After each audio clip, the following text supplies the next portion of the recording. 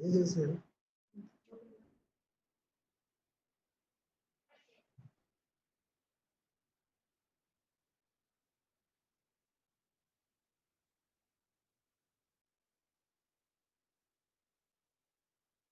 આવી રહ્યું છે વાત? Okay, 42 participants, can we start? Good morning to all.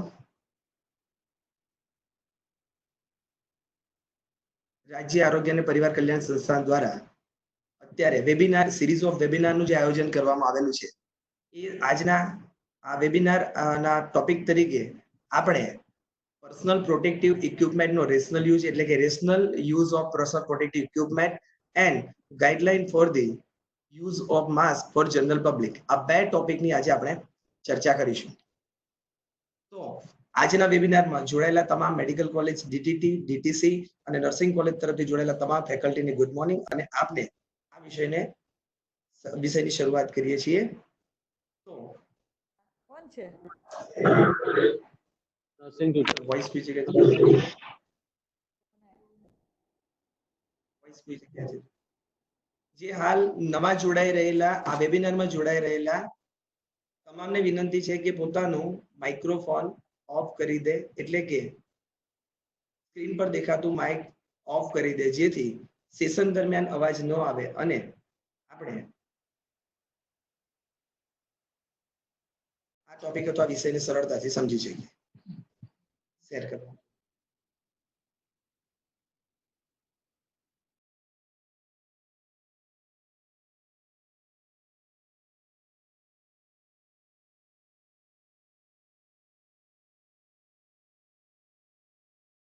Thank you very much, sir.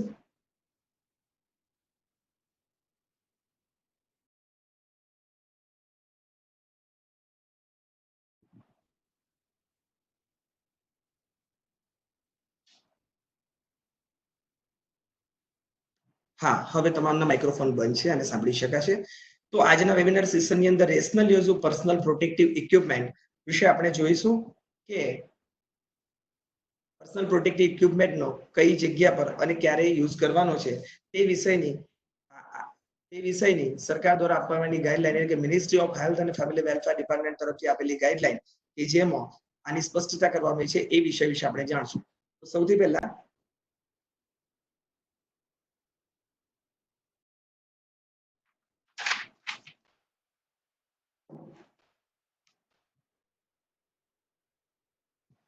Rational use of PPE ને સમજતા પહેલા સૌથી પહેલા કોરોના વાયરસ વિશે આપણે એક સામાન્ય માહિતી અથવા એનું ઇન્ટ્રોડક્શન પાર્ટ જોઈએ. હવે કોરોના વાયરસ એ કેટલા દિવસથી આખા રાજ્ય, દેશ અને દુનિયામાં પેન્ડેમિક રીતે વિસ્તરેલ છે, જેથી કોરોના વાયરસ વિશેની તમામ માહિતી આપણને વોટ્સઅપ, ન્યૂઝ ચેનલ એટલે કે નેશનલ ન્યૂઝ ચેનલ અને મીડિયા દ્વારા આપણને સંપૂર્ણ મળી રહી છે અને મળી ચૂકી છે. તો કોરોના વાયરસ એ વાયરસની એક લાર્જ ફેમિલીમાંથી આવતું આ વાયરસ છે, જે વાયરસ આ જે છે એ ગ્રુપમાંથી ઓલરેડી આ પહેલા બે વાયરસ એટલે કે મર્સ અને સાર્સ જે 2005 માં આવેલો તે વિશે આપણે માહિતગાર છીએ કે આ ફેમિલીના બે વાયરસ ઓલરેડી આવેલા હતા. કોરોના વાયરસ જે શરૂઆતમાં જ્યારે ફર્સ્ટ ટાઈમ ડિટેક્ટ થયો એની હિસ્ટ્રી આપણે જાણીએ છીએ કે ચાઇનામાં વુહાન સિટીથી આ ડિસેમ્બર 19 માં શરૂઆત થઈ અને કે આજે દુનિયાના મોટાભાગના દેશોની અંદર કોરોના વાયરસનું ઇન્ફેક્શન સ્પ્રેડ થઈ ગયેલ છે. હવે આ વાયરસનું શરૂઆતનું નામ છે જેને COVID-19 તરીકે ઓળખવામાં આવતું હતું. નોવેલ એટલે કે પ્રથમવાર આ કોરોના વાયરસનો આ રોગ જોવા મળ્યો હતો, એટલા માટે એના માટે N લખેલું હતું. ધેટ ઇઝ COVID-19 ની આગળ N પ્રિફિક્સ બાય એવિન, that is novel. Covid, co for corona, V for virus અને D19 જે હતું એનું ડિસેમ્બર 19 ની અંદર આ પ્રથમવાર દેખાવામાં આવેલો ડિસીઝ છે, એટલે કે એને 19 આપવાનું. એમ એન કોવિડ ના નામથી આપણે શરૂઆતમાં જાણતા હતા પોઝિટિવ એજન્ટ. ત્યારબાદ ઓફિશિયલી એનું નામ કોરોના વાયરસનું ઓફિશિયલી નામ અત્યારે આપણે SARS-CoV-2 તરીકે આપણે ઓળખીએ છીએ. એટલે કોરોના વાયરસ શરૂઆત ક્યાંથી થઈ, આ પહેલા આ ગ્રુપના કયા બે વાયરસ મર્સ અને સાર્સ વિશે આવી ગયા છે, હાલ એનું ઓફિશિયલ નામ શું છે, SARS-CoV વાયરસ 2, એના વિશેની આપણે માહિતી મેળવી. આજના ટોપિકમાં આ સિવાય આપણે શરૂઆતથી જોઈશું કે મોડ ઓફ ટ્રાન્સમિશન, આ વાયરસનું ટ્રાન્સમિશન કઈ રીતે થઈ શકે છે તે વિશે પણ ગઈકાલના સેશનમાં અને એની અગાઉના સેશનમાં ડોક્ટર સુરજ કુરિયા સર કે જેઓ યુનિસેફના કન્સલ્ટન્ટ છે તેઓએ અને ડોક્ટર લિપિ શુક્લા મેડમે વિગતવાર એમના ક્વોરન્ટાઇન ઇન્ફેક્શન કંટ્રોલની ગાઈડલાઈન અંદર અને આના માટેની જે એન કોવિડ હોસ્પિટલ છે તેમાં વિગતવાર માહિતી લઈ ચૂક્યા છે.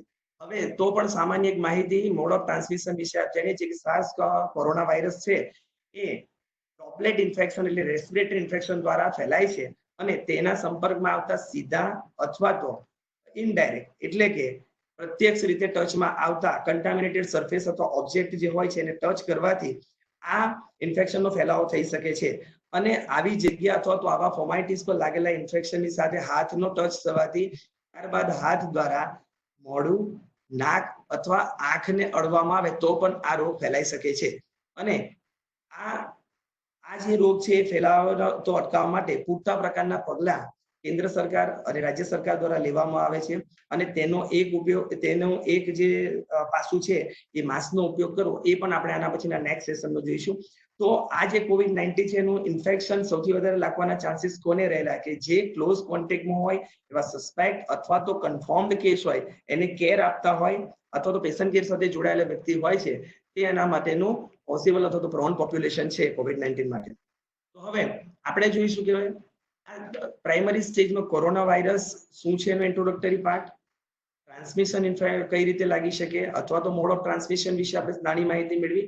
હવે પર્સનલ પ્રોટેક્ટિવ ઇક્વિપમેન્ટ્સ એ કયા છે અને ક્યારે રેશનલ યુઝ કરવો જોઈએ તેના વિશેની આપણે માહિતી મેળવીએ. પર્સનલ પ્રોટેક્ટિવ ઇક્વિપમેન્ટ એ શું છે? Personal protective equipments are protective gears designed to safeguard the health of workers or healthcare provider by minimizing the exposure to a biological agent.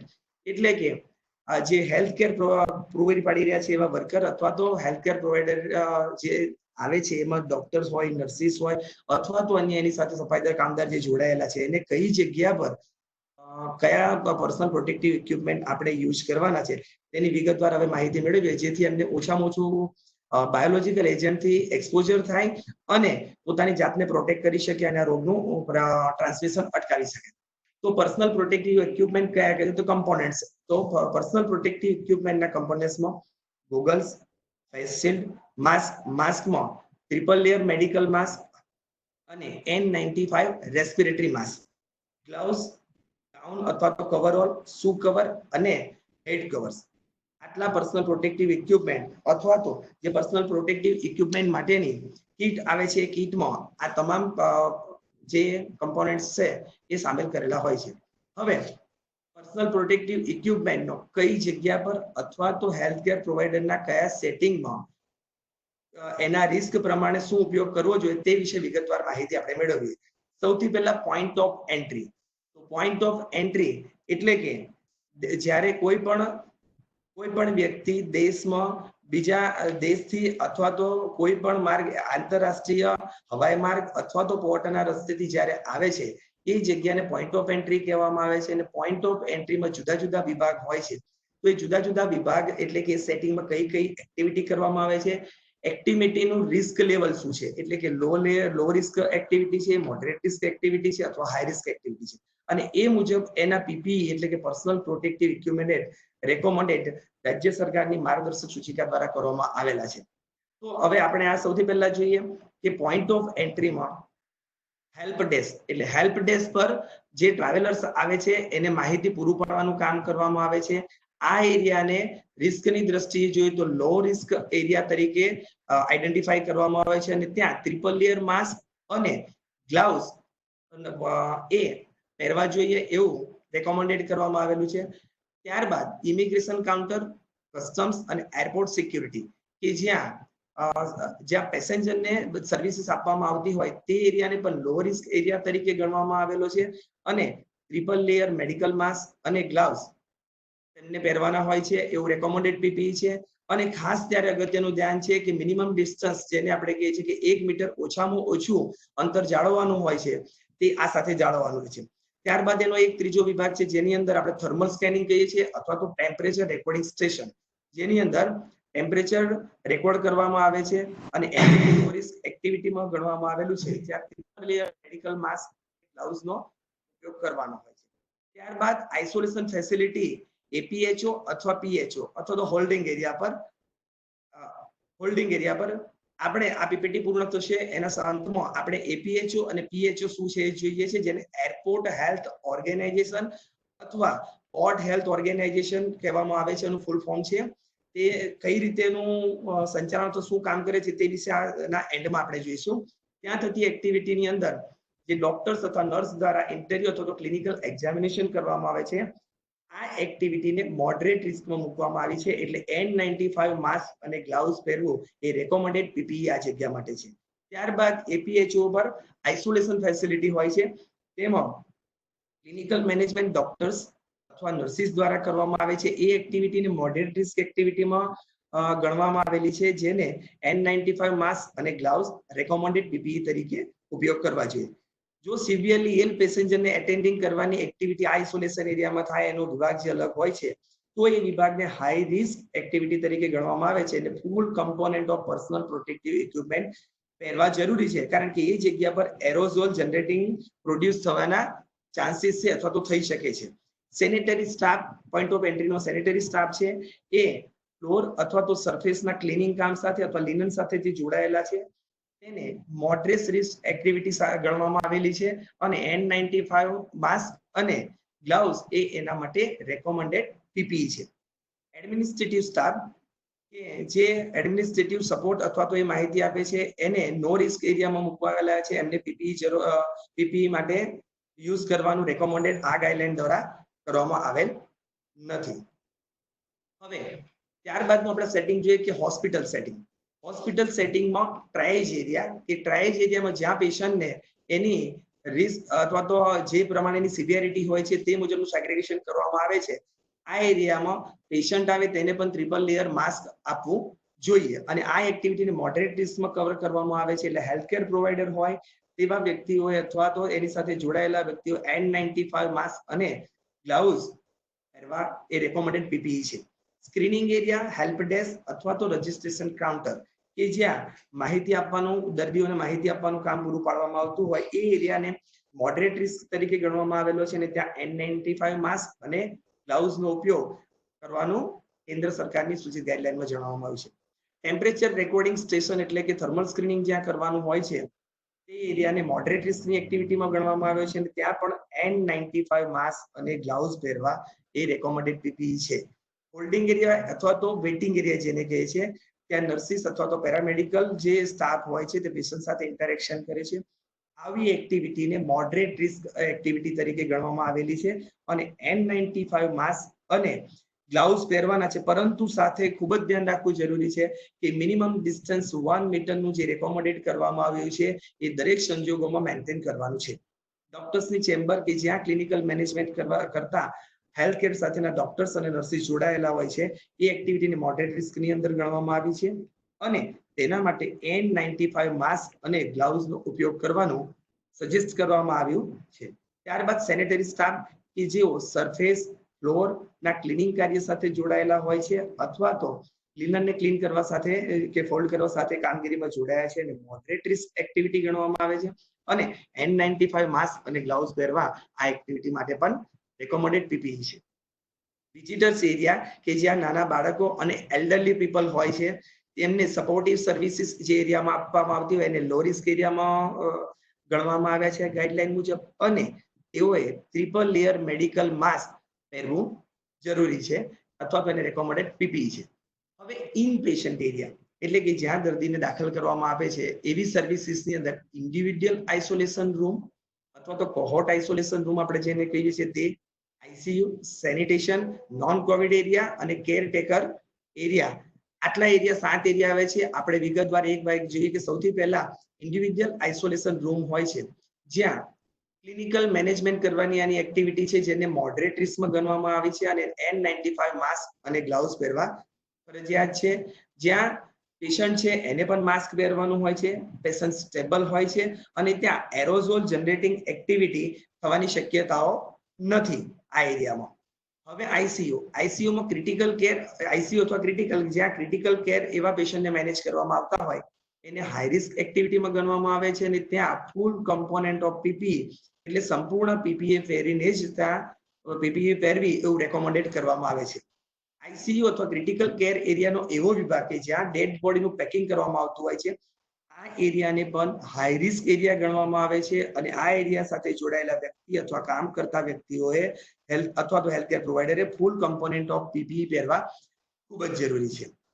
ICU અથવા તો ક્રિટિકલ એરિયા જ્યાં ડેડ બોડીને transport કરીને મર્ચ્યુરીમાં લઈ જવામાં આવે છે એને લો રિસ્ક એરિયામાં ગણવામાં આવે છે અને તે એક્ટિવિટી માટે ટ્રિપલ લેયર માસ્ક અને ગ્લાઉઝ પહેરવાનું સજેસ્ટ અથવા તો રેકોમેન્ડેડ કરવામાં આવ્યું છે. ઇનપેશન્ટ સર્વિસમાં સેનિટેશન એરિયા હોય છે. એ સેનિટેશન એરિયાનું ક્લીનિંગ સરફેસ અને ફ્લોર માટે અથવા તો લિનનને ચેન્જ કરવાની એક્ટિવિટી હોય છે જેને મોડરેટ રિસ્ક ગણવામાં આવ્યું છે અને N95 માસ્ક અથવા તો ગ્લાઉઝ પહેરવાના એ રેકોમેન્ડેડ પીપીઈ છે એના માટે. હવે non Covid treatment area of hospital. આ એરિયા જે છે ત્યાં એટેન્ડિંગ ઇન્ફેક્શિયસ અથવા નોન ઇન્ફેક્શિયસ પેશન્ટ બંને પ્રકારના હોય છે જે COVID-19 ના ઇન્ફેક્શનથી ઇન્ફેક્ટેડ નથી થયેલા. તો એ એરિયાની અંદર જે થતી એક્ટિવિટી છે એને રિસ્ક મુજબ એસેસ પ્રોફાઇલ જે પેશન્ટનું રિસ્ક છે એ મુજબ એને ક્લાસિફાઈડ કરવામાં આવે છે. Risk as per assessed profile of patient અને પર્સનલ પ્રોટેક્ટિવ ઇક્વિપમેન્ટ પણ હોસ્પિટલ ઇન્ફેક્શન પ્રિવેન્શનના જે પ્રોટોકોલ અથવા તો કંટ્રોલ પ્રેક્ટિસ જે એરિયામાં થતી હોય એ મુજબના કરવાની જરૂર છે. આ જે અત્યારે ચર્ચા થઈ રહી છે એ નોન કોવિડ એરિયા ટ્રીટમેન્ટની વાત કરી રહ્યા છે એરિયા કે જ્યાં કોવિડ એરિયાથી એક્સપોઝ થયેલા પેશન્ટની પોસિબિલિટી નથી એવી જગ્યાએ.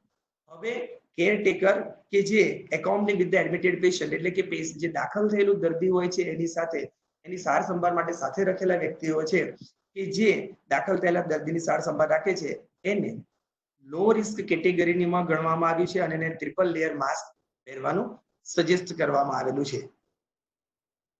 મિનિમમ ડિસ્ટન્સ જે 1 મીટર સુધીનું સાચવવું અને હેન્ડ હાઇજીન સાચવવું એ કેરટેકરે પણ આ પ્રોટોકોલ ફોલો કરવાની જરૂર હોય છે. ત્યારબાદ ઇમરજન્સી વિભાગ. ઇમરજન્સી વિભાગમાં બે પાર્ટ આપણે જોઈએ કે જ્યાં ઇમરજન્સી એટેન્ડ કરવામાં આવે છે એને મોડરેટ રિસ્કની અંદર આપણે ગણવામાં આવી છે અને N95 માસ્ક અને ગ્લાઉઝ પહેરવા જરૂરી છે કે ત્યાં એરોઝોલ જનરેટર એક્ટિવિટી અથવા પ્રોડ્યુસ થઈ શકે છે. જ્યારે બીજો એક એરિયા કે જેને સિવિયરલી ઇલ પેશન્ટને ટ્રીટ કરવામાં આવતા હોય સારી એટલે કે સિવિયરલી એક્યુટ રેસ્પિરેટરી ઇન્ફેક્શન વાળા પેશન્ટને ટ્રીટ કરવામાં આવતા હોય આ એરિયાને હાઈ રિસ્કમાં જ મૂકવામાં આવ્યો છે અને તે સાથે જોડાયેલા હેલ્થકેર પ્રોવાઈડરે ચોક્કસપણે ફૂલ કમ્પોનન્ટ ઓફ પીપીઈ એટલે કે સંપૂર્ણ પીપીઈની કિટ પહેરવી જરૂરી છે અથવા તો એવું રેકોમેન્ડેડ કરવામાં આવેલું છે. એરોઝોલ જનરેટેડ એક્ટિવિટી ત્યાં થઈ શકે એટલા માટે ખૂબ જ કાળજી લેવી જરૂરી છે. ત્યારબાદ પ્રી હોસ્પિટલ સર્વિસીસ અથવા તો એમ્બ્યુલન્સ સર્વિસીસ. એમ્બ્યુલન્સ સર્વિસીસમાં કયા કયા રેકોમેન્ડેડ પીપીઈ છે અને શું એક્ટિવિટી થાય છે તે આપણે જોઈએ. Transporting patient not on assisted ventilation એટલે કે જે પેશન્ટ આવા એમ્બ્યુલન્સ દ્વારા ટ્રાન્સપોર્ટ કરી અને લઈ જવાના હોય પરંતુ આવા પેશન્ટ વેન્ટિલેટર પર ન હોય તેવા પેશન્ટ માટે તે એરિયાને મોડરેટ રિસ્ક એક્ટિવિટીમાં ગણવામાં આવ્યો છે અને N95 માસ્ક અને ગ્લાઉઝ એ એના માટેના રેકોમેન્ડેડ પર્સનલ પ્રોટેક્ટિવ ઇક્વિપમેન્ટ છે. જો વ્યક્તિને ટ્રાન્સપોર્ટિંગ કરતા હોય આ બીજી કન્ડિશનની વાત છે કે જો વ્યક્તિને એમ્બ્યુલન્સ દ્વારા ટ્રાન્સપોર્ટિંગ ડેઝિગ્નેટેડ હોસ્પિટલ અથવા તો કોવિડ હોસ્પિટલ ખાતે જો લઈ જવાના હોય ત્યારે સિવિયર એક્યુટ રેસ્પિરેટરી ઇન્ફેક્શન વાળા પેશન્ટને જો ટ્રાન્સપોર્ટેશન કરવાનું હોય તે સંજોગોને હાઈ રિસ્ક એક્ટિવિટી ગણવામાં આવે છે અને ફૂલ પર્સનલ પ્રોટેક્ટિવ ઇક્વિપમેન્ટ એમને ઉપયોગ કરવા જોઈએ.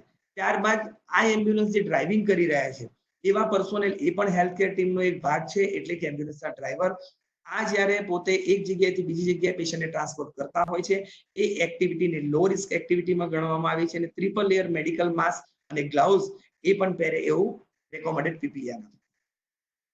ત્યારબાદ સપોર્ટિવ સર્વિસીસ અથવા તો એન્સિલરી સર્વિસીસ દરજે જેમાં લેબોરેટરી, મર્ચ્યુરી, સેનિટેશન, CSST અથવા તો લોન્ડ્રી અને બીજી સર્વિસીસ છે તેમાં કઈ કઈ એક્ટિવિટી થાય છે અને કયા રિસ્ક મુજબ એના રેકોમેન્ડેડ પીપીઈ છે તેની માહિતી આપણે જોઈએ.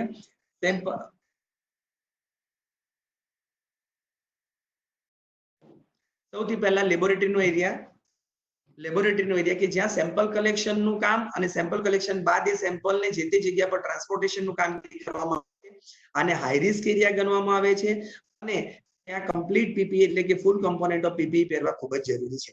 લેબોરેટરીમાં સેમ્પલ ટેસ્ટિંગ થાય છે એ એરિયાને પણ હાઈ રિસ્ક એક્ટિવિટીનો એરિયા ગણવામાં આવે છે અને full component of PPE are suggested or recommended by the government guideline.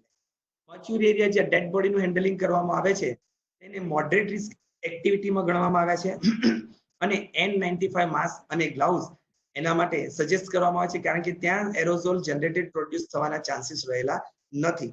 જ્યારે વાઇલ પરફોર્મિંગ ઓટોપ્સી, આ મર્જરનો બીજો એરિયા છે, એને હાઈ રિસ્કમાં ગણવામાં આવ્યો છે, અને એ એરિયા માટે જે કોઈ વ્યક્તિ જોડાયેલા હોય છે એના માટે ફૂલ કમ્પોનન્ટ ઓફ પીપીઈ કરવું રેકોમેન્ડેડ કરેલ છે. સેનિટેશનનો એરિયા કે જે સેનિટેશન વિભાગના સ્ટાફ અથવા કર્મચારી કે જે આ એરિયાના સરફેસ ફ્લોર એને ક્લીનિંગ કરવાના કામમાં હોય, અથવા તો લિનન ક્લીનિંગના કે ટ્રીટમેન્ટ સાથે કોવિડ ટ્રીટમેન્ટના એરિયાના ક્લીનિંગ સાથે જોડાયેલા છે, એ મોડરેટ રિસ્કમાં એક્ટિવિટીમાં ગણવામાં આવે છે. અને N95 માસ્ક અને ગ્લાઉઝ તેમને રેકોમેન્ડેડ પીપીઈ છે. લોન્ડ્રી અથવા તો CSSD એટલે કે સેન્ટ્રલ સ્ટરાઇલ સપ્લાય ડિપાર્ટમેન્ટ, આ એરિયાની અંદર લિનન ને હેન્ડલ કરવાની એક્ટિવિટી થતી હોય છે. એ એક્ટિવિટીને મોડરેટ રિસ્કમાં ગણવામાં આવે છે, અને N95 માસ્ક અને ગ્લાઉઝ પહેરવા એ રેકોમેન્ડેડ પીપીઈ છે. અધર સર્વિસ સપોર્ટિવ સર્વિસીસ, જેમાં એડમિનિસ્ટ્રેટિવ સર્વિસીસ, ફાઇનાન્શિયલ સર્વિસીસ અથવા એન્જિનિયરિંગ સર્વિસીસ જેવા વિભાગ હોય, જેને નો રિસ્કના એરિયામાં ગણવામાં આવે છે, અને પીપીઈ નો ઉપયોગ ત્યાં કરવો સજેસ્ટ કરેલ નથી અથવા તો રેકોમેન્ડેડ નથી. No possibility of the exposure of covid patient હોવાને કારણે ત્યાંથી. તો આ આપણે જોયું કે જે સર્વિસીસ અને સેટિંગ ઇન પેશન્ટ, એમ્બ્યુલન્સના પેશન્ટ સાથે અથવા તો પોઈન્ટ ઓફ એન્ટ્રી સાથેના એરિયાની અંદર હતા, તેની સાથે કયા કયા પીપીઈ રેકોમેન્ડેડ છે જોયા. હવે હેલ્થકેર જે કોમ્યુનિટી સેટિંગની અંદર જે લોકો વર્ક કરે છે, જેવા કે આશા, આંગણવાડી અને અધર ફિલ્ડ સ્ટાફ, આ સ્ટાફ જે છે સર્વેલન્સની એક્ટિવિટી સાથે જોડાયેલા છે, અને આવી એક્ટિવિટીને લો રિસ્ક એક્ટિવિટી તરીકે ગણવામાં આવી છે. અને એ એક્ટિવિટીમાં ટ્રિપલ લેયર માસ્ક અને ગ્લાઉઝ પહેરવા એ હેલ્થકેર પ્રોવાઈડર માટે અથવા તો ફિલ્ડ સર્વેલન્સની એક્ટિવિટી કરતા હોય તેવા વ્યક્તિ માટે જરૂરી છે. આ સાથે એક રિમાર્ક્સમાં જણાવેલું વાક્ય ખૂબ જ જરૂરી છે. જ્યારે સર્વેલન્સ ટીમ જ્યારે જાય છે ત્યારે તેમની સાથે પૂરતી સંખ્યામાં ટ્રિપલ લેયર માસ્ક લઈ જવા, અને સસ્પેક્ટેડ કેસ જે લાગે છે એને ડિસ્ટ્રીબ્યુટ કરવા અને એને પહેરવાની મેથડ પણ સમજાવવી ખૂબ જ જરૂરિયાત છે. Please excuse me sir. બીજી કેટેગરી કે જ્યાં ડોક્ટર્સ સુપરવાઇઝરી લેવલે ફિલ્ડ એરિયામાં સુપરવિઝન કરતા હોય, એટલે કે સુપરવાઇઝરી સ્ટાફ જે છે એ કઈ એક્ટિવિટી સાથે જોડાયેલા છે. તો જે ડોક્ટર્સ અથવા સુપરવાઇઝર સ્ટાફ છે એ ફિલ્ડ સર્વેના ક્લિનિકલ એક્ઝામિનેશન અથવા તો સસ્પેક્ટેડ કેસ હોય, અને જે એ આશા, આંગણવાડી અથવા તો અધર ફિલ્ડ સ્ટાફ દ્વારા સજેસ્ટ કરવામાં આવે એની ક્લિનિકલ એક્ઝામિનેશન કરતા હોય, આવા કેસને પણ મીડિયમ કેટેગરીમાં ગણવામાં આવ્યા છે. અને આવી એક્ઝામિનેશન કરતા સમયે N95 માસ્ક અને ગ્લાઉઝ પહેરવા એ રેકોમેન્ડેડ પીપીઈ છે. હવે ક્વોરન્ટાઇન ફેસિલિટી, ક્વોરન્ટાઇન ફેસિલિટીમાં જે વ્યક્તિ પોતે ક્વોરન્ટાઇન થયા છે તે એક્ટિવિટીને ક્વોરન્ટાઇન થયેલા વ્યક્તિની એક્ટિવિટીને લો રિસ્ક તરીકે એક્ટિવિટી કન્સિડર કરવામાં આવ્યા છે, અને એના માટેનું રેકોમેન્ડેડ પીપીઈ ટ્રિપલ લેયર માસ્ક છે. હેલ્થકેર સ્ટાફ જે ક્વોરન્ટાઇન ફેસિલિટીમાં કાર્યરત છે અથવા સેવા આપે છે અથવા કામ કરે છે, એ બે પ્રકારની એક્ટિવિટી કરે છે. જો એ થર્મલ સ્ક્રીનિંગ કરતા હોય અથવા તો ટેમ્પરેચર રેકોર્ડિંગ કરતા હોય અને હેલ્થ મોનિટરિંગ કરતા હોય, તો આ એક્ટિવિટીને લો રિસ્ક એક્ટિવિટીમાં ગણવામાં આવે છે, અને તેઓ માટે ટ્રિપલ લેયર માસ્ક અથવા તો ગ્લવ્સ એ રેકોમેન્ડેડ પીપીઈ છે. સોરી, ટ્રિપલ લેયર માસ્ક અને ગ્લવ્સ એ રેકોમેન્ડેડ પીપીઈ છે. હવે બીજો એનો જ બીજો વિભાગ કે જ્યાં ક્વોરન્ટાઇન ફેસિલિટીમાં હેલ્થકેર સ્ટાફ જે કાર્ય કરી રહ્યો છે એ ક્લિનિકલ એક્ઝામિનેશન સાથે, એટલે કે સિમ્પ્ટોમેટિક પર્સન હોય ને એનું ક્લિનિકલ એક્ઝામિનેશન કરવાની જરૂરિયાત હોય, તો આ સાથે જોડાયેલો સ્ટાફ છે એને મોડરેટ રિસ્કની કેટેગરીમાં મૂકવામાં આવ્યા છે, અને આવા સ્ટાફે N95 માસ્ક અને ગ્લાઉઝ એ રેકોમેન્ડેડ પીપીઈ છે. સપોર્ટ સ્ટાફ છે એને લો રિસ્ક કેટેગરીમાં મૂકવામાં આવ્યા છે, અને ટ્રિપલ લેયર માસ્ક અને ગ્લાઉઝ એમના માટે રેકોમેન્ડેડ પીપીઈ છે. હોમ ક્વોરન્ટાઇન ફેસિલિટી બાદ આપણે જોઈએ કે હોમ ક્વોરન્ટાઇન જે હોય છે એમાં જે વ્યક્તિ હોમ ક્વોરન્ટાઇન થયેલ હોય છે એ જે એક્ટિવિટી છે એને પણ લો રિસ્કમાં ગણવામાં આવ્યા છે, અને ટ્રિપલ લેયર માસ્ક એ એમના માટે રેકોમેન્ડેડ પર્સનલ પ્રોટેક્ટિવ ઇક્વિપમેન્ટ તરીકે કન્સિડર કરવામાં આવેલું છે. હવે ફેમિલીના એવા સભ્ય કે જે એમની સાથે કેર માટે ડેઝિગ્નેટેડ કરાવેલા છે, એટલે કે ડેઝિગ્નેટેડ ફેમિલી મેમ્બર છે, એ આવા ક્વોરન્ટાઇન થયેલ વ્યક્તિને કેર રાખવાની એક્ટિવિટી સાથે જે સંકળાયેલા છે તેને પણ લો રિસ્ક એક્ટિવિટીમાં ગણવામાં આવ્યા છે, અને એમના માટે ગ્લાઉઝ એ રેકોમેન્ડેડ પીપીઈ છે. ગ્લાઉઝ એટલે કે આ કઈ એક્ટિવિટી સાથે જોડાયેલા છે કે જે આ વ્યક્તિઓની કેર લેતા દરમિયાન એનું લિનન એમને લેવાનું હોય અથવા તેવી સરફેસને ક્લીન કરવાની હોય છે કે જે ક્વોરન્ટાઇન થયેલા વ્યક્તિ દ્વારા ટચ કરવામાં આવેલી હોય, તો ત્યાં ગ્લાઉઝનો ઉપયોગ કરવો એવું રેકોમેન્ડેડ પીપીઈ છે. અધર ફેમિલી મેમ્બર કે જે આની સાથે કોન્ટેક્ટમાં નથી અથવા સંપર્કમાં નથી, અથવા તો આવા ક્વોરન્ટાઇન થયેલા વ્યક્તિને જે હોમ ક્વોરન્ટાઇન છે તેની ક્લિનિંગ એક્ટિવિટીમાં નથી જોડાયા, તે નો રિસ્ક એક્ટિવિટીમાં આવે છે અને એમને કોઈ પર્સનલ પ્રોટેક્ટિવ ઇક્વિપમેન્ટ એ વાપરવાનું રહેતું નથી, એટલે કે સજેસ્ટેડ નથી. પરંતુ એ સિવાયની જે ગાઈડલાઈન આપી છે, જેવી કે 1 મીટર ડિસ્ટન્સ દરેક વ્યક્તિથી રાખવું જોઈએ, હેન્ડ વોશ વારંવાર કરવા જોઈએ, એમને ફોલો કરવાના રહે છે. હવે આના માટે કયા કયા આપણે મુદ્દાઓ ધ્યાન રાખવા જોઈએ, એટલે points to be remember while using personal protective equipments. તો આપણે સૌથી પહેલા અને અગત્યનો મુદ્દો જોઈ લઈએ કે પર્સનલ પ્રોટેક્ટિવ ઇક્વિપમેન્ટ એ બેઝિક પ્રિવેન્ટિવ પબ્લિક હેલ્થ મેઝરનો અલ્ટરનેટિવ નથી. એ ખૂબ જ ધ્યાન રાખવું. જ્યારે તમે પણ કોઈ વ્યક્તિને ટ્રેન કરતા હોય તો વારંવાર આ વસ્તુ આ સૂચના વિશે એમનું ધ્યાન દોરવું અને એમને અવગત કરવા કે પર્સનલ પ્રોટેક્ટિવ ઇક્વિપમેન્ટ છે એ basic preventive public health measures છે, એના અલ્ટરનેટિવ નથી.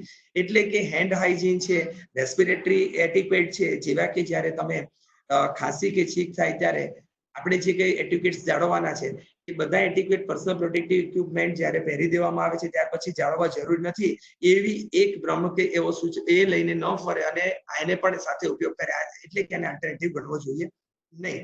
સેકન્ડ છે કે જે ડિસ્ટન્સ એટલે કે એટલીસ્ટ 1 મીટર કોન્ટેક્ટ અથવા સસ્પેક્ટ કેસથી દૂરી જાળવવાની છે, એ હંમેશા માટે જાળવવાની છે. પર્સનલ પ્રોટેક્ટિવ ઇક્વિપમેન્ટનો યુઝ કરીએ તો પણ જાળવવાની છે. અને ત્રીજું કે જે ઇન્ફેક્શન પ્રિવેન્શન અને કંટ્રોલની ગાઈડલાઈન મિનિસ્ટ્રી ઓફ હેલ્થ અને ફેમિલી વેલફેર દ્વારા આપવામાં આવેલી છે અથવા તો એનો પ્રોટોકોલ અને વેબસાઇટ પર જે ઉપલબ્ધ છે તેનો અભ્યાસ કરવો અને હંમેશા માટે રિસન્ટ અપડેટ એમાં જે આવ્યા હોય એને આપણે કન્સિડર કરીને ધ્યાને લેવા જોઈએ. હવે આ જે પર્સનલ પ્રોટેક્ટિવ ઇક્વિપમેન્ટ માટે જે આપણે આ મુદ્દાઓ ધ્યાન રાખ્યા છે એની સાથે જેનો કોઈ માઇક ઓન હોય તો પ્લીઝ એકવાર ઓફ કરી દે. જે અત્યારે જોડાયા છે એનો માઇક ઓન થયું છે એટલા માટે. પર્સનલ પ્રોટેક્ટિવ ઇક્વિપમેન્ટ આપણે જે અત્યારે વાત કરી તેમાં ગ્લાઉઝ, ગાઉન અથવા તો coverall, goggles, N95 mask, shoe cover, triple layer mask, face shield, આ બધાની આપણે વાત કરી છે. તો આ જે છે એના સ્ટાન્ડર્ડ શું હોવા જોઈએ? દાખલા તરીકે આપણે સૌથી પહેલા લઈએ કે જે ગ્લવ્સ ઉપયોગ કરવાના છે એ ગ્લવ્સ એપ્રોપ્રિએટ સાઇઝ એટલે કે 6.5 નંબર, 6.5 અથવા 7 નંબરના ઉપયોગ કરવા જોઈએ. પાવડર ફ્રી હોવા જોઈએ. નોન સ્ટાઇલ ગ્લવ્સ આપણે યુઝ કરીએ છીએ. તો આના જે સ્ટાન્ડર્ડ છે એ મિનિસ્ટ્રી ઓફ હેલ્થ અને ફેમિલી વેલફેરની વેબસાઇટ પર ઉપલબ્ધ છે.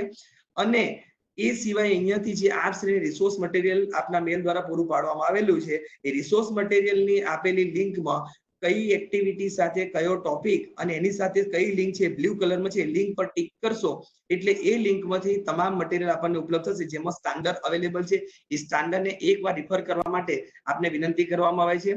છતાં પણ ગ્લાઉઝના તો સ્ટાન્ડર્ડ જોવા જોઈએ તો એના માટેના ગ્લાઉઝ સ્ટાન્ડર્ડ આપ્યા છે. એના માટે EU સ્ટાન્ડર્ડ ડાયરેક્ટિવ 93/42 EEC આ એના સ્ટાન્ડર્ડ છે. એવી જ રીતે ગાઉન અથવા જે આપણે કહીએ છીએ કવરઓલ, એનામાં એ સિંગલ યુઝ નું હોવું જોઈએ અને ઇમ્પર્મિબેબલ ટુ બ્લડ અને બ્લોડી ફ્લુઇડ માટે હોવું જોઈએ. તેના માટેના નક્કી કરેલા જે સ્ટાન્ડર્ડ છે ગવર્મેન્ટ ઓફ ઇન્ડિયા દ્વારા એટલે કે કેન્દ્ર સરકાર દ્વારા એ ISO 16603 ક્લાસ 3 એક્સપોઝર પ્રેશર અથવા તો ઇક્વિવેલન્ટ કેટેગરીનું કોઈ પણ આ જે ગાઉન હોય એ વાપરી શકાય છે.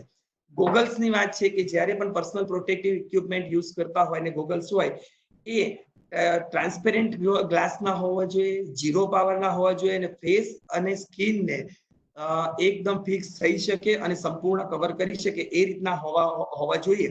આ જે ગ્લાસ અથવા તો ગોગલ્સનો ઉપયોગ કરે છે એ ફોગ ફ્રી અને સ્કેચ ફ્રી હોવા જોઈએ. અને જો એના સ્ટાન્ડર્ડ જાણવા હોય તો EN 2002 આ સ્ટાન્ડર્ડના ગોગલ્સ તમે યુઝ કરી શકો છો અથવા તો EU સ્ટાન્ડર્ડ ડાયરેક્ટિવ 86/686 EEC આનો આ નંબર છે એ નાખીને પણ એની ડાયરેક્ટિવ જોઈ શકે કે કયાના સ્ટાન્ડર્ડ હોઈ શકે. એ જ રીતે N95 માસ્ક છે એ માસ્ક છે હાઈ આપણે ઉપયોગ કરવાનું છે એ હાઈ ફિલ્ટરેશિંગ એફિશિયન્સી વાળું હોવું જોઈએ, ગુડ બ્રીથેબિલિટી વાળું હોવું જોઈએ અને એના માટેના પણ કેટલાક સ્ટાન્ડર્ડ મિનિસ્ટ્રી ઓફ હેલ્થ અને ફેમિલી વેલફેરની વેબસાઇટ પર ઉપલબ્ધ છે જેવા કે ISO 22609 અથવા એના ઇક્વિવેલન્ટ સ્ટાન્ડર્ડને મળતું હોય એવું N95 માસ્ક આપ યુઝ કરી શકો છો. શું કવર છે એ પણ ગાઉન જે મટીરિયલનું બન્યું છે એવા સેમ ફેબ્રિક મટીરિયલનું બનેલું હોય તેવો ઉપયોગ કરવો જોઈએ. ટ્રિપલ લેયર માસ્ક આ સેશન પૂર્ણ થાય ત્યારબાદ આપનો કોઈ ક્વેશ્ચન હોય તો આ ક્વેશ્ચન આન્સર બોક્સમાં લખી શકશો અને ત્યારબાદ એના માટે જે ઉપલબ્ધ અહીંયા અવેલેબલ પેનલિસ્ટ અથવા એક્સપર્ટ છે આપણા સવાલનો જવાબ આપશે. હાલ સેશનનો સમય મર્યાદિત હોય, 2 ટોપિક લેવાના હોય આપ અત્યારે સેશનને ખાલી પહેલા એકવાર જાણી લો અને પોતાને લગતો પ્રશ્ન હોય તો ડાયરીમાં નોટ કરી દો. સેશન બાદ આપણે એને જોઈ લઈશું. ટ્રિપલ લેયર માસ્ક માટેના આઈએસઆઈ સ્પેસિફિકેશન જે આપેલા છે ઇન્ટરનેશનલ સ્પેસિફિકેશન હોય અથવા એને ઇક્વિવેલન્ટ હોય તેવા સ્પેસિફિકેશન, દાખલા તરીકે નોન વોવેન મટીરિયલનું અને નો સ્પીચ સાથેનું હોય જેવું માસ્ક વાપરવું જરૂરી છે જે તમને 3 માઇક્રોન સુધીના પાર્ટિકલ સામે 99% સુધીનું પ્રોટેક્શન આપી શકે છે. ફેસ શિલ્ડ છે એ ફેસ શિલ્ડ છે એ ક્લિયર પ્લાસ્ટિકનું હોય છે અને એના પણ ડિસ્ક્રિપ્શન છે એ EU સ્ટાન્ડર્ડ 86/686 EEN અથવા તો EN 166/2002 પર એના સ્ટાન્ડર્ડ્સ આપેલા છે. હવે આ જે આપણે પર્સનલ પ્રોટેક્ટિવ ઇક્વિપમેન્ટ તરીકે જે કઈ સપ્લાય આપણને મળે છે અને આ જે વાપરવાના છે સિમ્પલ ભાષામાં કહીએ તો ઇન્ટરનેશનલ સ્ટાન્ડર્ડ્સ જે આપેલા છે તેની સાથે મેચ થવું હોવું જોઈએ અથવા તો ઇક્વિવેલન્ટ હોવું જોઈએ. આ મળેલ તમામ જે મટીરિયલ છે એ મટીરિયલ જે તે મેન્યુફેક્ચરિંગ ડેટ થઈ છે ત્યાર પછીની 5 વર્ષ સુધીની ડેટમાં જ યુઝ એટલે કે એની એક્સપાયર ડેટ 5 યર્સ સુધીની છે એ તમામ પીપીઈ યુઝ કરનારે ધ્યાન રાખવું જોઈએ. હવે આના પછી આ સેશન પછીનું એક સેશન સાથે લઈ લઈએ અને બંને સેશન સાથે તમારા કોઈ પ્રશ્ન હોય તો આપણે સાથે જોઈશું.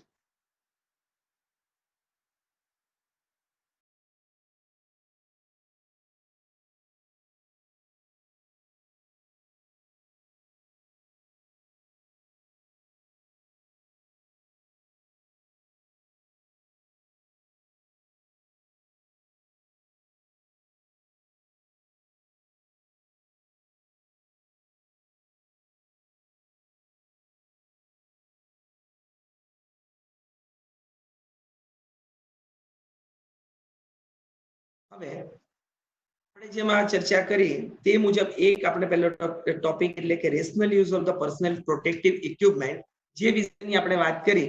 હવે આની સાથે બીજો ટોપિક આપણે જે જોવાનો ખૂબ જ ટૂંકો અને નાનો છે કે guideline on use of mask by general public જે વિશે આપણે જાણીએ છીએ આપણે એનો ઉપયોગ પણ કરીએ છીએ છતાં પણ આ મિનિસ્ટ્રી ઓફ હેલ્થ અને વેલફેરની ગાઈડલાઈન મુજબ જે કંઈ આમાં સૂચના કે આપણને માર્ગદર્શક સિદ્ધાંત આપવામાં આવે છે તે વિશે આપણે થોડું જોઈ લઈએ. Use of mask by general PPE.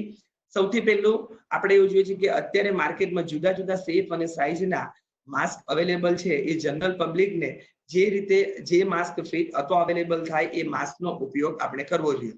આ ગાઈડલાઈન મુજબ એટલે કે હાલ જે ગાઈડલાઈન છેલ્લી રિસેન્ટ ગાઈડલાઈન આપણને કેન્દ્ર સરકાર દ્વારા જે મળેલી છે એ ગાઈડલાઈન મુજબ પર્સન હેવિંગ નો સિમ્પટમ્સ એટલે કે એવા વ્યક્તિ જેને કોઈ લક્ષણ ન હોય તેને માસ્ક ઉપયોગ કરવાનું જરૂરી નથી તેવું સૂચન કરવામાં આવ્યું છે.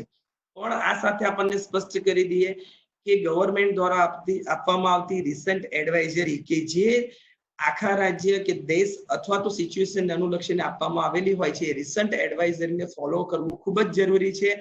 હાલમાં આપણે જોઈએ કે ICMR સૌથી પહેલા આની સાથે નાનું એક સ્ટેટિસ્ટિક જોઈ લઈએ કે Indian council of medical research દ્વારા આપવામાં આવેલા સ્ટેટિસ્ટિક દ્વારા આપણે એવું જાણીએ છીએ કે એક સંક્રમિત વ્યક્તિ હોય છે એ 30 દિવસ દરમિયાન જો લોકડાઉન અને સરકાર દ્વારા આપવામાં આવેલા નિર્દેશો દ્વારા જો ગાઈડલાઈન અમલ ન કરે તો 406 વ્યક્તિને 30 દિવસમાં ઇન્ફેક્શન ફેલાવી શકે છે. જો એક વ્યક્તિ ઇન્ફેક્ટેડ વ્યક્તિ 30 દિવસ સુધી તમામ પ્રોટોકોલને ફોલો કરે છે તો પણ તે 2.5 કેસીસ એટલે ઇન્ફેક્શન ફેલાવી શકે છે. એટલે કે સરળ ભાષામાં કહીએ કે જો એક તારીખે 1000 વ્યક્તિ હોય ને તમામ નિર્દેશોનું પાલન કરે તો પણ 30 તારીખે 2500 ને ઇન્ફેક્શન ફેલાઈ જવાની શક્યતા રહેલી છે.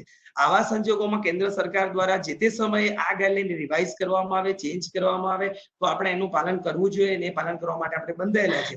હાલ આપણે જોઈએ તો 2 દિવસ પહેલા માનનીય મુખ્યમંત્રી દ્વારા જ્યારે આ લોકડાઉનની અવધિ 3 મે સુધીની કરવામાં આવી ત્યારે દેશના મોટાભાગના જિલ્લાઓ છે 3 ઝોન એટલે કે રેડ, ઓરેન્જ અને ગ્રીન ઝોનની અંદર ડિસ્ટ્રીબ્યુટ કરવામાં આવ્યા અને રેડ ઝોનમાં આવતા જે એરિયા છે કે જેને હાઈ રિસ્ક અથવા કેસ માટે વધારે ઇન્ફેક્શન ફેલાઈ શકે એવા એરિયાને રેડ ઝોન તરીકે ડિક્લેર કર્યા છે. એવા સંજોગોની અંદર તે જિલ્લામાં માસ્કનો ઉપયોગ ફરજિયાત કરવામાં લોકલ સરકાર દ્વારા અથવા તો રાજ્ય સરકાર દ્વારા કરવામાં આવ્યો છે.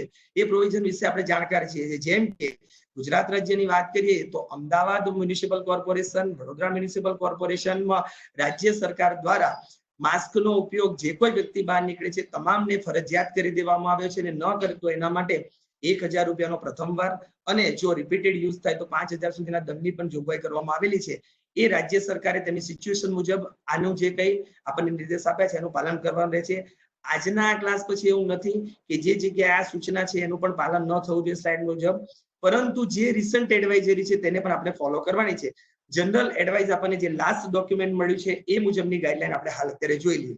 માસ્કનો ઉપયોગ આમાં શા માટે સિમ્પટમ નથી અને ના પાડવામાં આવેલી હતી, એનો એકમાત્ર રેશનલ અથવા તો લોજિકલ આન્સર એવો છે કે આ માસ્ક પહેર્યા પછી ફોલ્સ સેન્સ ઓફ સિક્યોરિટી વ્યક્તિમાં આવે છે, એટલે કે જનરલી એ સિવાયના બાકીના મેજર છે એને નેગ્લેક્ટ કરે છે, જેવા કે હેન્ડ વોશિંગ કરવા. એ માસ્ક પહેર્યા પછી વ્યક્તિને એવી સેન્સ થાય છે કે મેં માસ્ક પહેરી દીધું છે, એટલે હવે મારે હેન્ડ વોશિંગ કરવાની કે હેન્ડ હાઇજીન મેન્ટેન કરવાની જરૂર નથી, જેને કારણે ઇન્ફેક્શન વધારે ફેલાઈ શકે છે. એટલા માટે આ માસ્કનો ઉપયોગ કઈ રીતે કરવો એ જાણવું ખૂબ જ જરૂરી છે. હવે જે આ માસ્ક જે વ્યક્તિ ઉપયોગ કરે છે એ ડિસ્પોઝેબલ માસ્ક માટે આપણે એને ટાઈમ લિમિટ છે કે 6 કલાક સુધી આ ઉપયોગ કરી શકીએ અને રિપીટેડ યુઝ કરવાનો નથી. એટલે કે એકવાર વપરાઈ ગયેલા માસ્કને ફરીથી વાપરવાનું નથી, કારણ કે વપરાઈ ગયેલું માસ્ક છે એ ફરીથી વાપરવા જતા જે ઇન્ફેક્ટેડ એરિયા અથવા તો આઉટર સરફેસ તેને ટચ કરવામાં આવે તો ઇન્ફેક્શન લાગવાની શક્યતાઓ રહેલી છે. તેથી રિપીટેડ યુઝ કરવાનો નથી, એટલે કે ડિસ્પોઝેબલ માસ્કનો 6 કલાક સુધી ઉપયોગ કરી શકાય છે.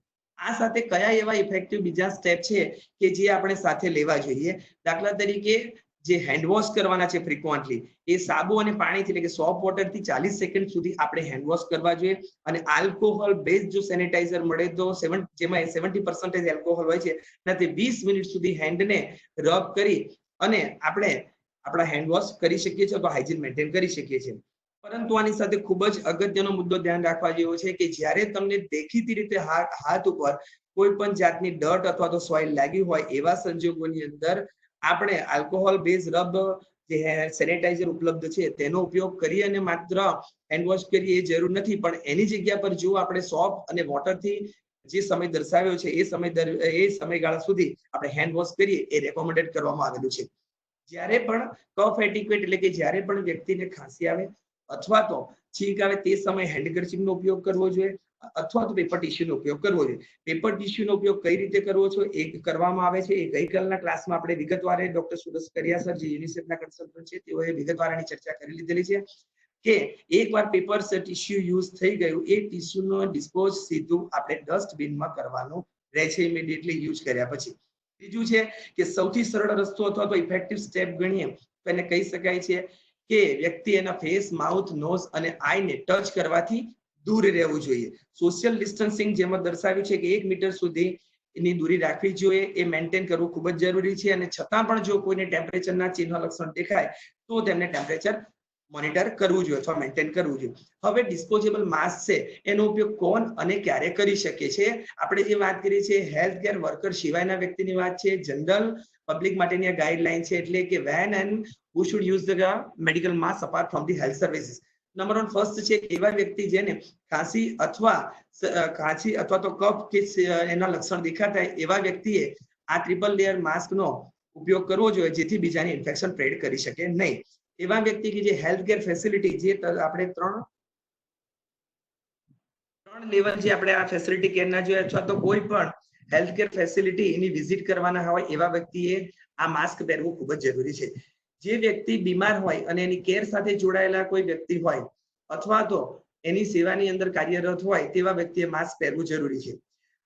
Close family contact of such suspected અથવા તો કન્ફર્મ કેસ, આ જે કેસ જે વ્યક્તિ છે કે સસ્પેક્ટેડ કે કન્ફર્મ કેસ સાથે ઘરે અથવા તો એની કેર સાથે જોડાયા છે તેમને ટ્રિપલ લેયર માસ્કનો ઉપયોગ કરવો જરૂરી છે. Duration for which a medical mask will effective. Doctor Suraj sir please. Medical mask જે છે એ પ્રોપરલી જો પહેરવામાં આવ્યું હોય તો 8 કલાક સુધી આપણે એનો ઉપયોગ કરી શકીએ છીએ, અથવા તો 8 કલાક પહેલા જ્યારે પણ તમારું માસ્ક ભીનું થઈ જાય ત્યારે આપણે એને ડિસ્કાર્ડ કરી દેવું જોઈએ. આ સાથેની સાઈડમાં ચિત્રમાં દર્શાવવામાં આવ્યું છે કે માસ્ક જ્યારે પણ પહેરો છો તો ત્યારે માસ્કનો જે આખો એરિયા છે નોઝ, માઉથ, ચીનના એરિયાને કવર કરતો હોવો જોઈએ. માસ્ક પહેર્યા પછી નોઝના નીચેના પાર્ટને ઉતારી દેવું તો એની રોંગ પદ્ધતિ છે, એટલે કે ખોટી મેથડ છે. આ રીતે પહેરવું જોઈએ નહીં. અગાઉની સ્લાઇડમાં આપણે જણાવ્યું તે મુજબ ડિસ્પોઝેબલ માસ્ક છે તેનો ઉપયોગ આપણે દર્શાવ્યો છે કે 6 કલાક સુધી માસ્કનો ઉપયોગ કરવો જોઈએ. એટલે કે જો માસ્ક આપણી પાસે બીજું અવેલેબલ હોય તો 6 કલાક પછી આપણે એને બદલી નાખવું જોઈએ. 6 કલાક અથવા તો ભીનું કે વેટ થાય એ સમયે આપણે એને ડિસ્કાર્ડ કરવું જોઈએ કે ડિસ્પોઝ કરી દેવું જોઈએ. અત્યારની સ્લાઇડમાં આપણે દર્શાવી રહ્યા છે કે 8 કલાક સુધી ઉપયોગ કરવો. એનો મતલબ એવો થઈ રહ્યો છે કે જો એક ડિસ્પોઝેબલ માસ્ક હોય તમે એકવાર પહેરો છો ત્યારબાદ ભીનું થાય ત્યારે, અથવા તો વધુમાં વધુ 8 કલાક પહેરી શકો, ઉપયોગ કરી શકો છો. જો અન્ય માસ્ક ઉપલબ્ધ ન હોય તો પણ આ માસ્ક તમારે કાઢી નાખવાનું કે એને ડિસ્પોઝ કરવાનું રહે છે. હવે માસ્ક ટ્રિપલ લેયર માસ્ક છે એને કઈ રીતે આપણે પહેરી શકીએ અથવા તો કરેક્ટ એના પ્રોસિજર શું છે એ વિશે આપણે જોઈએ.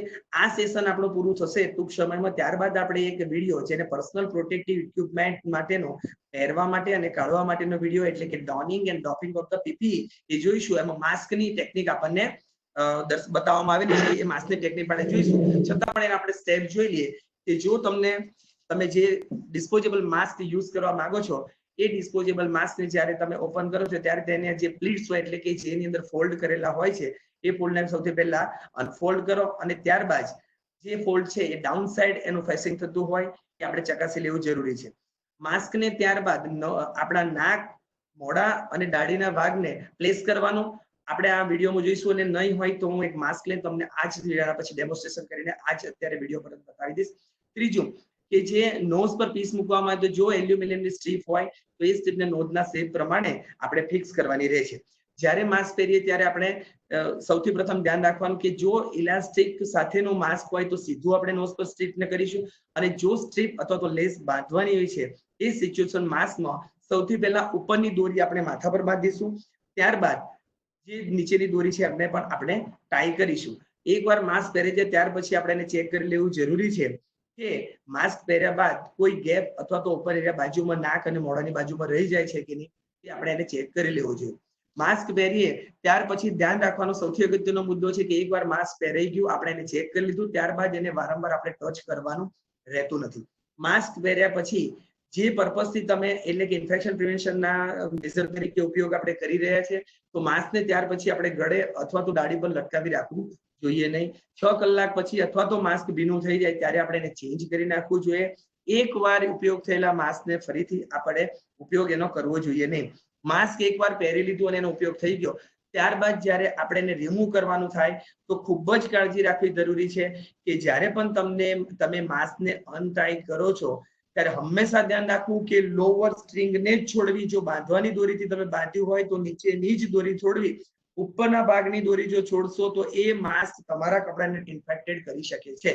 એટલે જ્યારે પણ તમારે માસ્ક કાઢવાનું કે ડિસ્પોઝ કરવાનું થાય તો ડસ્ટબિનની નજીક જ પહોંચી જવું.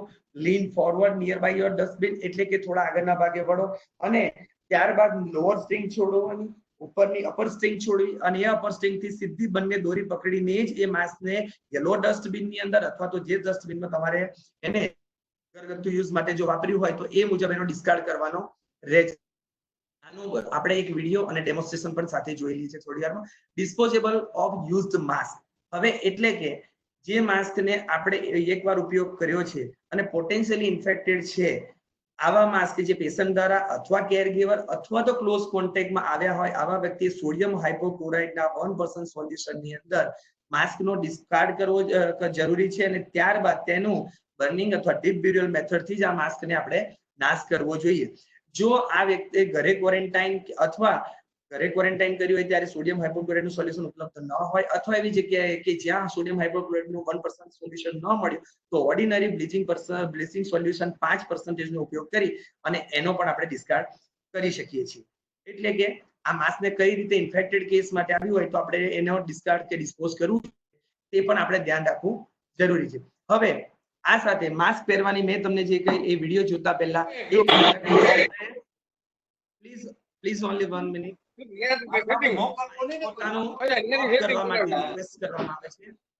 હેલો.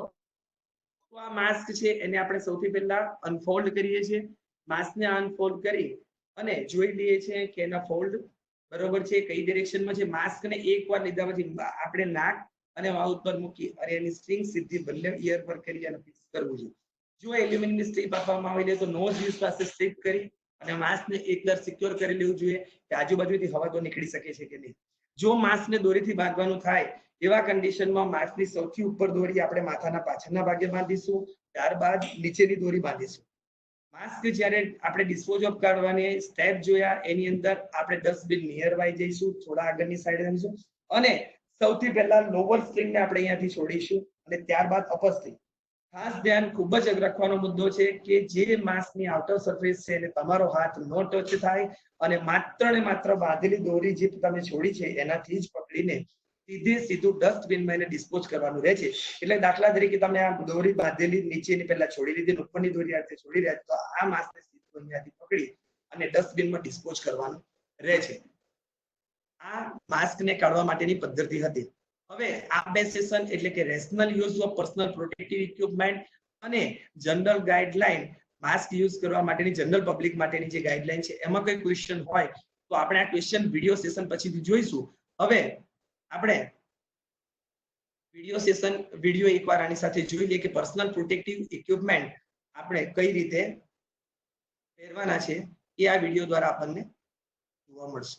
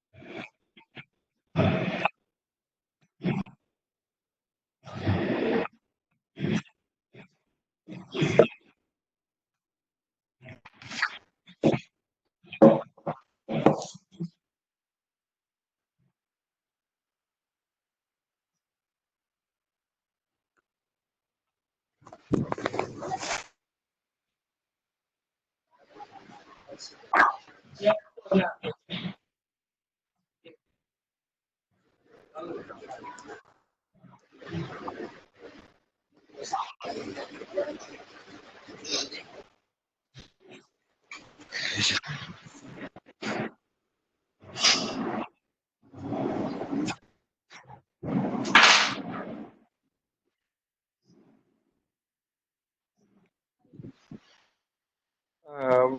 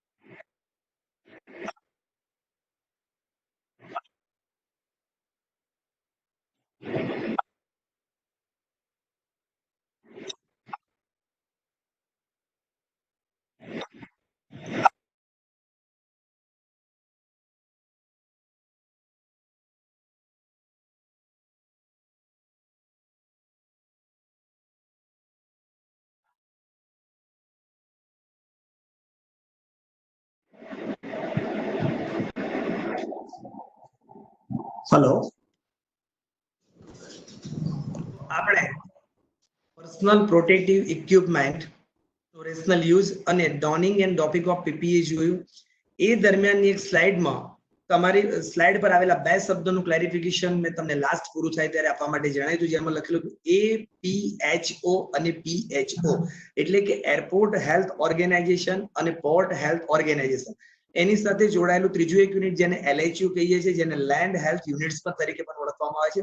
આ ત્રણ યુનિટ છે, એની રચના કે એના માટેના માર્ગદર્શક સિદ્ધાંતો કઈ રીતે આવ્યા તે તમને જસ્ટ ટૂંકી માહિતી આપી દઉં કે ભારતમાં એરક્રાફ્ટ એક્ટ 1934 એટલે કે 1934 જે એક અમલમાં છે, જેની સેક્શન 8 મુજબ 8A મુજબ Indian aircraft public health rules 1954 ની રચના કરવામાં આવી અને છેલ્લે ઇન્ટરનેશનલ હેલ્થ રેગ્યુલેશન એટલે કે IHR 2005 જે પણ એના નિયમન માટે રાખવામાં આવે છે. જે દેશમાં પોર્ટ ઓફ એન્ટ્રી છે ત્યાં preventing entry and transmission of the infectious disease અટકાવવા માટે જે કંઈ પગલાં લેવામાં આવે છે તેના માટેનો ઉલ્લેખ કરવામાં આવેલો છે. અને જેનાથી જે ટ્રાવેલર છે કે એક કન્ટ્રીમાંથી બીજા કન્ટ્રીમાં મુસાફરી કરે છે તેને સેફ એન્વાયરમેન્ટ મળી શકે અને ઇન્ફેક્શનનો અટકાવ થાય તેના માટેના જુદા જુદા નિયમો અથવા તો એના માટેની માર્ગદર્શિકા અને રચના અને તેનું પાલન કરતું હોય છે. એટલે APHO અને PHO એનો ફૂલ ફોર્મ થાય છે એરપોર્ટ હેલ્થ ઓર્ગેનાઇઝેશન અને પોર્ટ હેલ્થ ઓર્ગેનાઇઝેશન. હવે આ બંને સેશન વિશે કઈ તમને ક્વેરી હોય તો તમે પૂછી શકો છો. અને હું I will request to Dr. Suraj Kuria sir and Lipi madam to join in this session as expert. You can write any question answer session.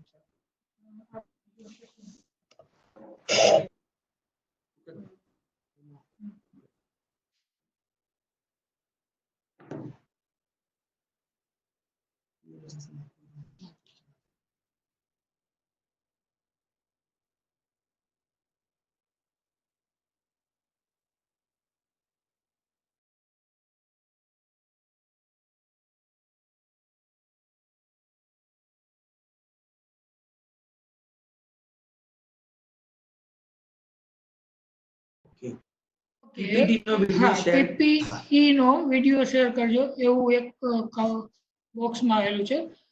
તો એ પહેલા આ વિડિયો જીજી હોસ્પિટલ જામનગરના પીડિયાટ્રિશિયન ડોક્ટર મૌલિક શાહ દ્વારા બનાવવામાં આવેલો છે અને આપણે એમની પરમિશનથી ટ્રેનિંગ પર્પઝ માટે આ વિડિયોનો ઉપયોગ કરી રહ્યા છીએ. હાલમાં આ વિડિયો યુટ્યુબ પર પણ અવેલેબલ છે અને એ યુટ્યુબની લિંક આપને શેર કરી આપવામાં આવશે, જેથી કરીને આપ ટ્રેનિંગ પર્પઝ માટે આ વિડિયોનો ઉપયોગ કરી શકો છો. આનું જે પ્રેઝન્ટેશન છે એ ઓલરેડી આપને અગાઉ શેર કરવામાં આવેલું છે, રેશનલ યુઝ ઓફ PPE અને યુઝ ઓફ માસ્ક. તો એ બંને પ્રેઝન્ટેશનનો આપ ઉપયોગ કરી શકો છો આ ટ્રેનિંગ માટે.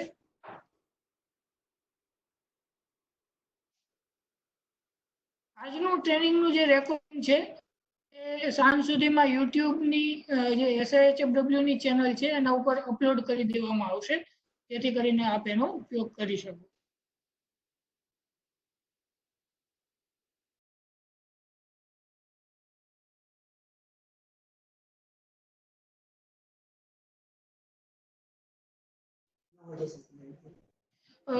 હવે આપણે 11:30 વાગે management of pregnant woman in COVID-19 નો બીજો એક વેબિનાર સ્ટાર્ટ કરવાનો છે.